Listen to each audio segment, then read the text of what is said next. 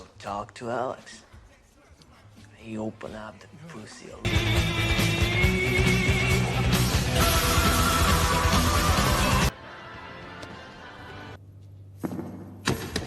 Movie की शुरुआत होती है तीन दोस्तों के साथ, पैक्सटन, जॉश और ओली। ये तीनों कॉलेज फ्रेंड्स होते हैं और यूरोप घूमने आए होते हैं। फिलहाल ये लोग नीदरलैंड्स के एक हॉस्टल में स्टे कर रहे होते हैं। एक रात ये तीनों नाइट क्लब जाते हैं एंजॉय करने, बट वहाँ एक लड़की से टकरा जाते हैं। उस लड़की का बॉयफ्रेंड गुस्से में आकर उन्हें धक्का देकर बाहर निकाल देता है। थोड़ी देर बाद जब ये अपने हॉस्टल वापस आते हैं तो देखते हैं कि उनके रूम का डोर बंद है। ये तीनों डोर खुलवाने की कोशिश करते हैं, बट रात ज्यादा होने की वजह से कोई नहीं खोलता। तभी उन्हें एक लड़का दिखता है, एलेक्स, जो उनका पड़ोसी होता है। एलेक्स इन तीनों को अपने फ्लैट में बुलाता है और वहाँ ये लोग चिल करने लगते हैं। बातों बातों में एलेक्स एक हॉस्टल का जिक्र करता है जो स्लोवाकिया में होता है। वो बताता है कि वहाँ बहुत सुंदर लड़कियां होती हैं जो टूरिस्ट के साथ इजीली फ्रेंडली हो जाती है। ये सुनकर तीनों बहुत एक्साइटेड हो जाते हैं और नेक्स्ट डे ही वहाँ जाने का प्लान बना लेते हैं। अगली सुबह ये लोग ट्रेन से स्लोवाकिया के लिए निकल जाते हैं। ट्रेन में इनकी मुलाकात एक डच बिजनेसमैन से होती है। ये लोग उसे अपनी डेस्टिनेशन के बारे में बताते हैं तो बिजनेसमैन एक अजीब सी बात बोलता है, वहाँ तुम पैसा देकर जो चाहो कर सकते हो। ये बात थोड़ी वियर्ड लगती है, लेकिन तीनों इस पर ज्यादा ध्यान नहीं देते। इस बीच बिजनेसमैन जॉश के पैर को टच करता है जो उसे बिल्कुल पसंद नहीं आता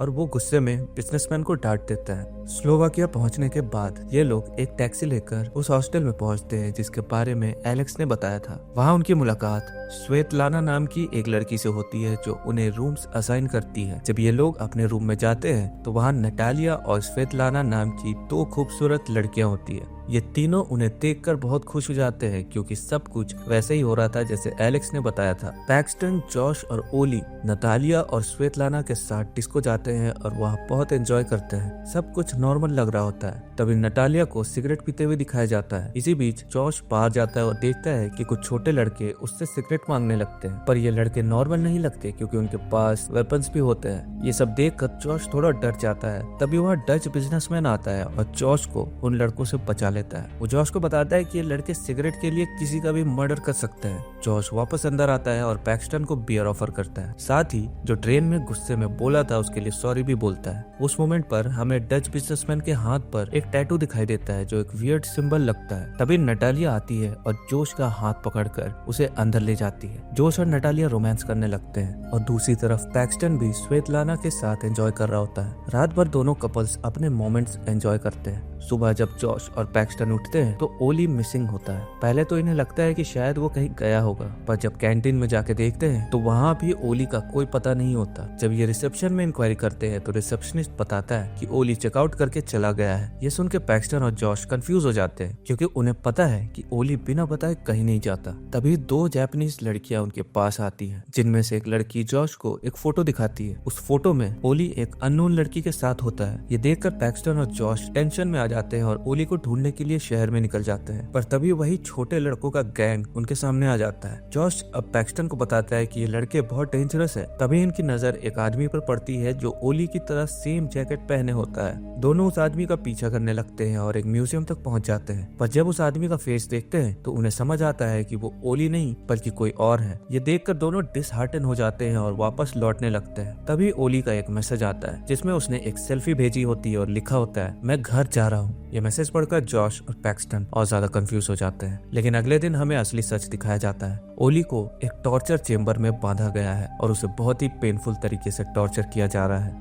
पैक्सटन और जॉश टेंशन में होते हैं और जॉश ओली का नंबर लगाने की कोशिश करता है, पर फोन नहीं लगता। तभी नटालिया और स्वेतलाना वापस आती है और दोनों को दोबारा डिस्को चलने के लिए कहती है। जॉश रिफ्यूज कर देता है, पर पैक्सटन मान जाता है। वो जॉश को भी कन्विंस करता है कि शायद ओली सच में घर चला गया हो। जॉश थोड़ा रिलक्टेंट होता है, पर फाइनली डिस्को जाने के लिए तैयार हो जाता है। डिस्को में पैक्सटन और जॉश ड्रिंक्स लेते हैं, पर उन्हें ये नहीं पता होता कि इनके ड्रिंक्स में ड्रग्स मिला दिया गया है। जॉश को अचानक सर दर्द होने लगता है, उसे बहुत वीक फील होने लगता है और तभी नटालिया उसे हेल्प करने के बहाने लेकर छल में ले जाती है। पैक्सटन भी अब ड्रग्स के इफेक्ट में आने लगता है। उसकी तबीयत खराब होने लगती है और वो वॉशरूम जाने की कोशिश करता है, पर जैसे ही वो वॉशरूम की तरफ बढ़ता है उसकी कंडीशन और खराब होने लगती है और वो बेहोश हो जाता है। दूसरी तरफ जॉश को होश आता है तो वो अपने आप को एक अजीब जगह पर पाता है जहाँ चारों तरफ डेंजरस वेपन्स रखे होते हैं। उसके हाथ पैर जंजीरों से बंधे होते हैं और वो बिल्कुल हेल्पलेस फील कर रहा होता है। तभी उसके सामने वही डच बिजनेसमैन आता है जो पहले ट्रेन में मिला था। वो बिजनेसमैन एक ड्रिल मशीन उठाता है और जॉश के बॉडी में होल्स करने लगता है। जॉश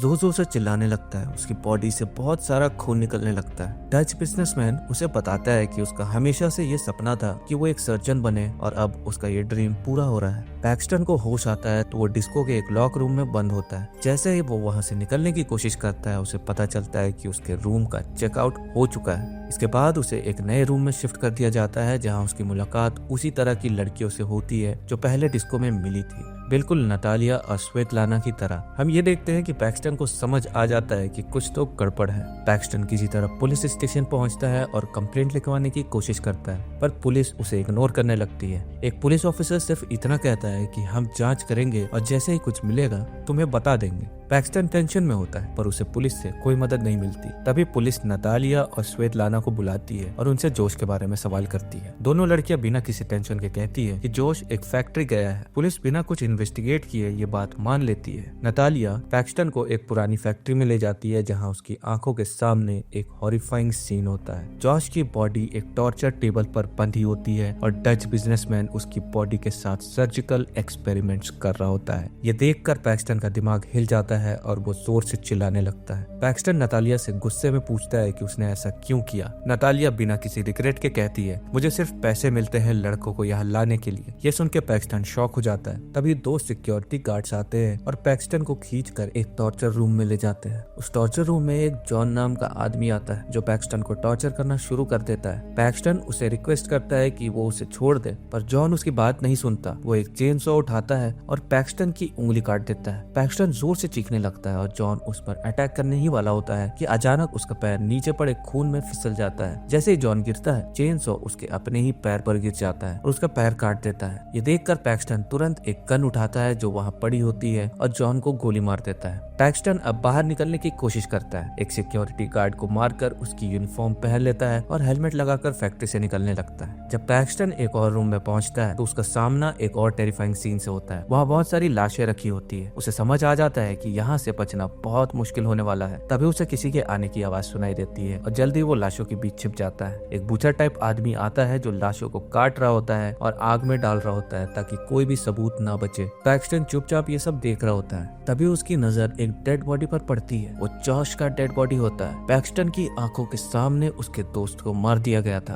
पैक्सटन को ये सब देखकर बहुत गुस्सा आ जाता है, इसलिए वो हिम्मत करके उस बूचर को मार डालता है। फिर किसी तरह ऊपर वाले फ्लोर पर पहुंचता है और देखता है कि ये एक चेंजिंग रूम है। तभी उसे समझ आता है कि इस पूरे ऑपरेशन में पुलिस भी शामिल है और ये लोग काफी पावरफुल है। यहाँ सिर्फ सिक्योरिटी गार्ड ही नहीं बल्कि पुलिस और लोकल गैंग भी इस गेम का पार्ट है। पैक्सटन जल्दी से एक और आदमी का सूट पहनता है ताकि कोई उसे पहचान ना सके। सूट के अंदर एक वीआईपी कार्ड होता है जिसमें एलीट हंटिंग लिखा होता है। कार्ड के पीछे कुछ प्राइस टैग्स दिए होते हैं जो बताते हैं कि यहाँ लोग पैसे देकर इंसानों का मर्डर करने का मजा लेते हैं। पैक्सटन शॉक हो जाता है कि हंटिंग क्लब सिर्फ एक सीक्रेट ऑर्गेनाइजेशन नहीं बल्कि दुनिया भर के रिच लोग यहाँ आकर लोगों को टॉर्चर और किल करते हैं। तभी चेंजिंग रूम में एक क्लाइंट आता है जो किसी को मारने जा रहा होता है। पैक्सटन अपने आप को बचाकर फैक्ट्री से निकलने की कोशिश करता है। बाहर उसे एक कार दिखती है जो वो लेकर वहाँ से भागने लगता है, पर तभी उसे अंदर से एक लड़की के चीखने की आवाज आती है। ये आवाज जापानीज लड़की काना की होती है जो जॉश और ओली के साथ हॉस्टल में थी। पैक्सटन फिर से फैक्ट्री के अंदर जाता है और देखता है कि वही क्लाइंट जो चेंजिंग रूम में मिला था अब काना को टॉर्चर कर रहा होता है। पैक्सटन बिना सोचे उस आदमी को गोली मार देता है। अब वो काना के पास जाता है। वो देखता है कि उसकी एक आंख निकल चुकी है और वो बहुत बुरी हालत में होती है। पैक्सटन उसका लॉक काटकर उसे फ्री करता है और उसके साथ एक कार में फैक्ट्री से भाग जाता है। जब वो लोग स्टेशन की तरफ जा रहे होते हैं तभी रास्ते में नतालिया, स्वेतलाना और एलेक्स दिखते हैं। पैक्सटन बिना सोचे कार से तीनों को कुचल देता है और उसके बाद सीधा ट्रेन स्टेशन की तरफ निकल जाता है। स्टेशन पहुंचने पर पैक्सटन देखता है कि पुलिस और गैंगस्टर्स दोनों मिले हुए हैं और कुछ लोग उसका इंतजार कर रहे होते हैं। पैक्सटन और काना किसी तरह भीड़ में घुसकर आगे बढ़ने लगते हैं, पर तभी काना एक शीशे में अपना रिफ्लेक्शन देखती है। अपनी टॉर्चर्ड और हॉरिफाइंग कंडीशन देखकर वो शॉक हो जाती है। बिना कुछ बोले काना सीधा एक आती हुई ट्रेन के सामने कूद जाती है और उसकी पेनफुल डेथ हो जाती है।